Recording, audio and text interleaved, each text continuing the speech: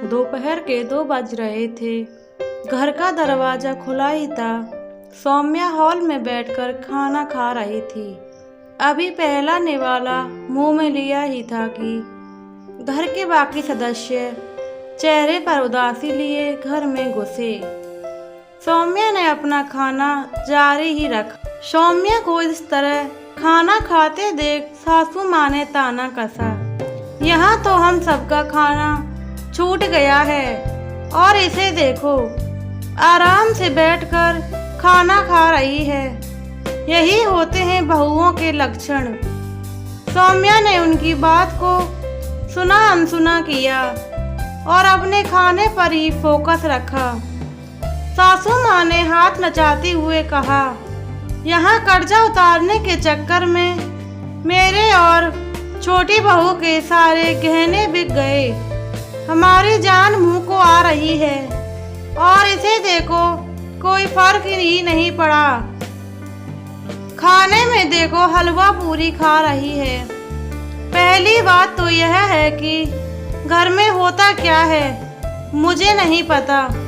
दूसरी बात मेरी इच्छा मुझे क्या खाना है, और रही बात आपके गहने बिकने की, तो मैं क्या कर सकती हूँ। ये तो आप लोगों के कर्म थे जो लौट कर आए हैं। सौम्या की इतना कहते ही सासू माँ कुछ कहना तो चाहती थी, लेकिन अविनाश ने इशारा कर चुप कर दिया। सौम्या खाना खाकर अपने बर्तन रसोई में रखने गई। उसके बाद सीधे अपने कमरे में और वहां जाकर पलंग पर लेट गई। पलंग पर लेटे ही पिछली बातें उसके दिमाग में घूमने लगीं। उस दिन सुबह से सौम्या इधर उधर दौड़ी जा रही थी। अविनाश भी अभी तक घर नहीं पहुंचे थे। सौम्या बिल्कुल परेशान हो चुकी थी, लेकिन घर में किसी को भी इस बात से कोई लेना देना नहीं था। आखिर देवर ने सासू माँ की तरफ इशारा किया तो सासू माँ ने बेरुखी से कहा, हमने तो पहले ही कहा था फालतू के कर्ज लेने की जरूरत नहीं है, पर सुनता कौन है।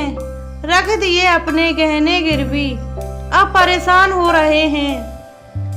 बड़ों की बातें नहीं सुनेंगे तो ऐसा ही होगा।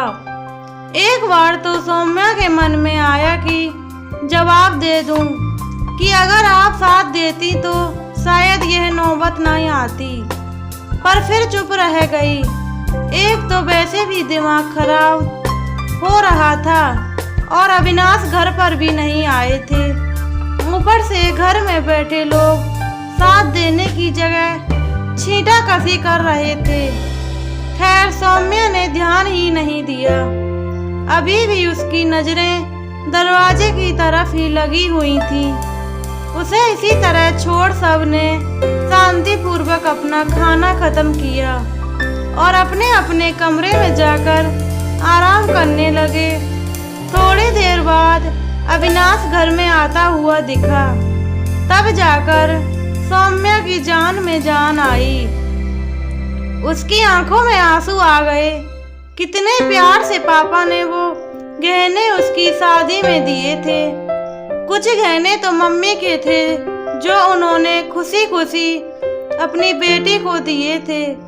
एक गहने से उसकी यादें जुड़ी थीं, पर पिछले साल अविनाश के बिजनेस में घाटा पड़ जाने के कारण गहने गिरवी रखवा दिए थे, इस उम्मीद के साथ कि बिजनेस चल निकलेगा।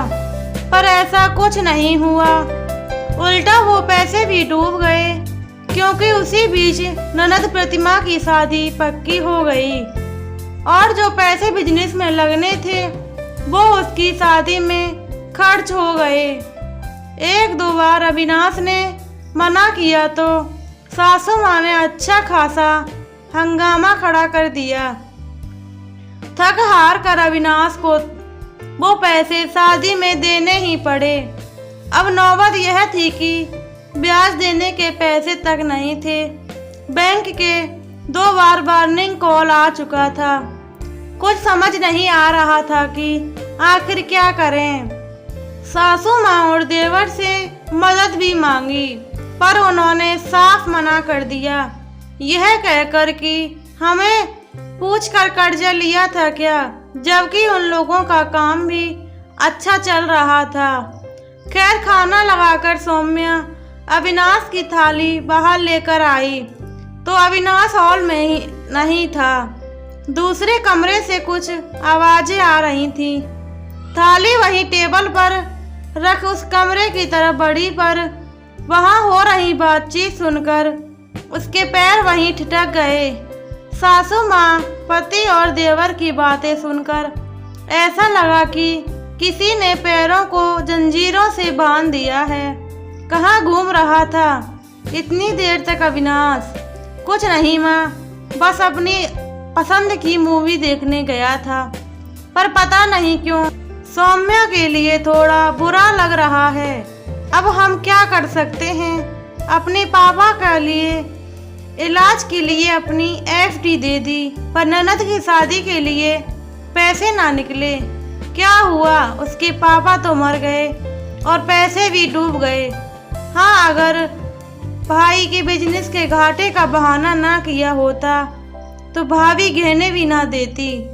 हाँ, एक पत्नी अपने पति के लिए कुछ भी करने को तैयार रहती है तो उसे लग रहा है कि गहने गिरवी रखे हैं, पर उस बेचारी को क्या पता कि उसके गहने तो कब के बिक चुके।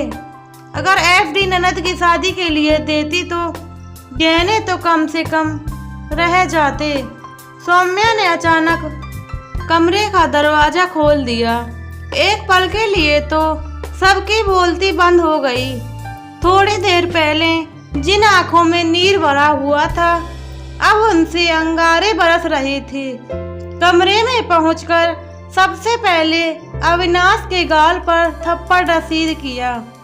तुम पति हो मेरे, बोलते हुए ही शर्म आ रही है। मेरे अपनेपन और प्यार का यह सिला दिया तुमने। मेरी भावनाओं का इस तरह अपमान किया तुमने। बस कर बहू, तेरी हिम्मत कैसे हुई अविनाश पर हाथ उठाने की? अभी घर से धक्के मारकर निकाल दूंगी तुझे। बाप तो रहा नहीं, भाई भाभी भी देखते हैं, कितनी जगह दे देंगे तुझे तेरे मायके में। चुप कर बुढ़िया, तेरी हिम्मत कैसे हुई मुझे बहू कहने की? सौम्या के मुंह से इस तरह की भाषा सुनकर सब चौंक गए। यह कैसे बात कर रही है? तो मम्मी से सास है तुम्हारी, बाहर में गया मान सम्मान। और तुम्हें क्या लगता है मैं मायके जाकर बैठूंगी? कभी सोच मत लेना, इसी घर में रहूंगी और तुम्हारा सुख चैन बर्बाद करूंगी। हाँ, देखती हूँ कैसे रहती है घर में। अब तो तेरा दाना पानी उठ गया। इस घर से सोचना भी मत, क्योंकि तुम लोगों ने काम किया है ना, उसे फ्रॉड कहा जाता है। और अगर मैंने कानूनी एक्शन ना लिया तो मैं उसको साबित भी करके दिखा दूंगी, क्योंकि आपने किसी बैंक से लोन नहीं लिया है।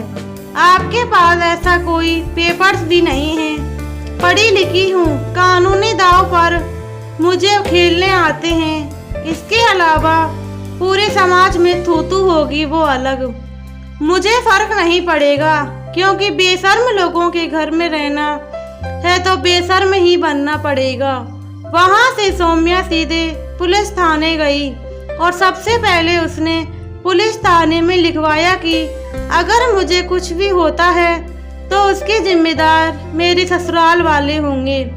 आज भी सौम्या उसी घर में रहती है। उन लोगों की नाक के नीचे पूरा परिवार एकजुट है, पर वो अकेली। पर अब वो हर चीज करती है जो वो पसंद करती है। प्लीज़ दोस्तों, वीडियो अच्छी लगी चैनल सब्सक्राइब करें, लाइक करें, कमेंट करें और शेयर करना बिल्कुल ना भूलें।